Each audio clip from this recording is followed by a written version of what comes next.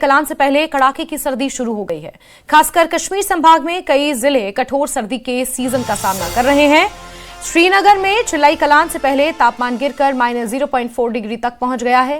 हालांकि ये मौसम के औसत से थोड़ा ज्यादा है, लेकिन जैसे जैसे सर्दी बढ़ रही है शहर में कड़ाके की ठंड वाली सुबह महसूस हो रही है। वहीं एयरपोर्ट पर खराब मौसम का असर दिख रहा है। यहां इंडिगो और एयर इंडिया की 4 उड़ानें रद्द की गई।